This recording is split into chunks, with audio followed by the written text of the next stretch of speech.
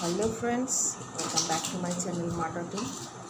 তো আজকে সারাদিনে তোমাদের সাথে আসতে পারিনি, এখন চলে এলাম। এখন বাজে রাত্রি 9:30। তা আজকে আমাদের এখানে ভোট ছিল, বাঁকুড়াতে ভোট। তো প্রচুর গরম, তার সাথে ভোটের আবহাওয়া। গরম ছিল না, শান্তিপূর্ণ ভোটই হয়েছে সব জায়গায়।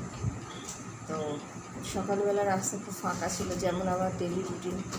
সকালবেলা মা তারার মন্দিরে গেলাম, সেখান থেকে বাজার গেলাম, দিয়ে বাড়ি এসে সমস্ত কাজকর্ম সারলাম। তো তাড়াহুড়োর মধ্যে ছিলাম আজকে।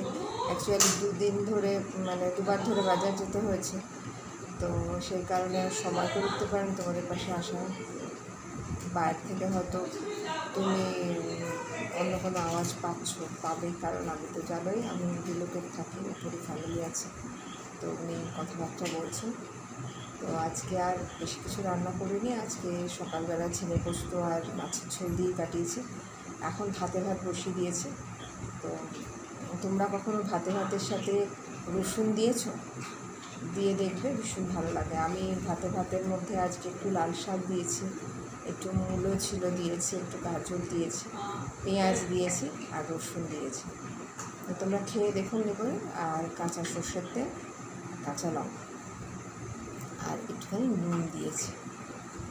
তো ভালো লাগে, বেশ লালচে হয় ভাতগুলো, খেতে টেস্টটাই আলাদা লাগে। তো তোমরা কখনো খেয়ে দেখবে, অবশ্যই তোমাদের ভালো লাগবে। তো চলো তোমাদের দেখাই কেমন হয়েছে, রংটা আধ ফোটা হয়ে এসছে ভাতটা। চলো দেখাই কেমন লাগছে। আর এদিকে তো এই যে রকি একবার তোমাদের দেখে নিল। তো ও তো আর হাই বলতে পারে না, তো ওটাই তো তোমাদের দেখা মানে হচ্ছে ওর হাই করা। তো এই দেখো ভাতটা, গন্ধটা হেভি বেরিয়েছে।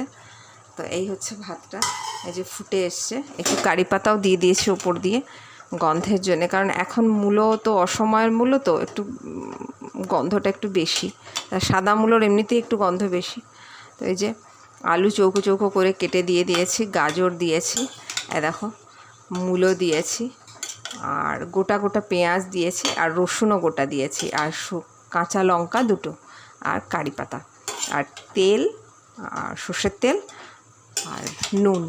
এই দিয়ে এটাকে আস্তে আস্তে ধিমে আছে আমি ফোটাচ্ছি। তো তোমরা কখনো খেয়ে দেখবে, বলবে কেমন লাগে। এটা একদম একটা নতুন ধরনের হচ্ছে ঘাটা ভাত।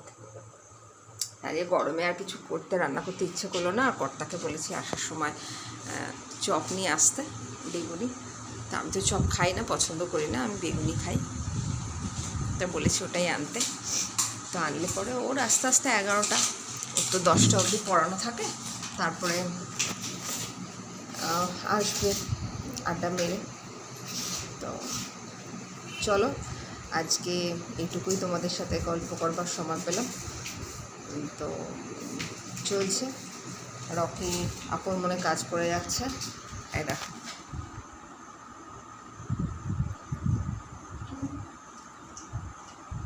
একটা বিসলারির বোতল, মানে ওর বিষয়টা হচ্ছে ও ছোটো থেকেই একটা অভ্যেস যে ও যখন ঘুমায়, মানে ও যখন ঘুম চলে আসে, ও তখন কিছু একটা মানে চিবানো বা কামড়ানোর দরকার। তো বিসলারির একটা বোতল পেয়েছে, সেটা নিয়ে কালকের থেকে ব্যস্ত। চিবিয়ে তার অবস্থা দেখলে তো কী করেছে, ঢাকাটা চিবানো হচ্ছে। তো ওই করতে করতে ও ঘুমিয়ে যাবে, বেশ কিছুক্ষণ ঘুমাবে। তারপরে যখন আবার ওর বাবা আসবে, তখন উঠে আবার খানিকক্ষণ বাবার সাথে একটু দৌড়ঝাঁপ হবে, হয়ে পড়ে আবার রাতের বেলা শুয়ে ঘুমাবে। বড়ো হচ্ছে তো, তাই আগের থেকে একটু শান্ত হয়ে গেছে, মানে ছোটোবেলার মতন আর জিনিসটা করে না। তবে প্রচুর লোম উঠছে। ডাক্তারকে জিজ্ঞেস করেছিলাম, ডাক্তার বললো যে পেটের লোম ওগুলো উঠবে, কিন্তু কম্বিং করতে দেয় না। ওই জন্য যে স্টিলের কমটা কিনে এনেছি, কিছুতেই কম্বিং করতে দেয় না। যখনই কম্বিং করতে যাবো তখনই কামড়াবে। তো এই হচ্ছে ব্যাপার। চলো আসছি আবার কালকে আবার নতুন ব্লগে। কালকে ইচ্ছে আছে একটু বাগানটা পরিষ্কার করবো, দেখা যাক সময় করে উঠতে পারি কিনা। কাল তো রবিবার, ছুটির দিন। একটু চুলটা কালার করার ইচ্ছা আছে। আজ একটু হেয়ার ট্রিটমেন্ট করলাম, চুলটা ভীষণ নোংরা রাফ হয়ে গেছিলো। তো হেয়ার ট্রিটমেন্ট করলে যেটা স্মুথ থাকে, তোমাদের এরপরে অন্য কোনো ভিডিওতে দেখাবো যে আমি কী করে হেয়ার ট্রিটমেন্ট নিই। আমি নিজেই হেয়ার স্পা করি ঘরে, তো কীভাবে করি অবশ্যই তোমাদের দেখাবো। ভিডিওটা ভালো লাগলে সাথে থেকো, পাশে থেকে সাবস্ক্রাইব করো, আমার বন্ধু হয়ে থেকো। শুভরাত্রি। ভালো করে রাতে, যদিও আরামের ঘুম হবে না, প্রচুর গরম। অবশ্যই জানাবে কে কোথা থেকে দেখছো আমার ভিডিও, তোমাদের কেমন লাগে।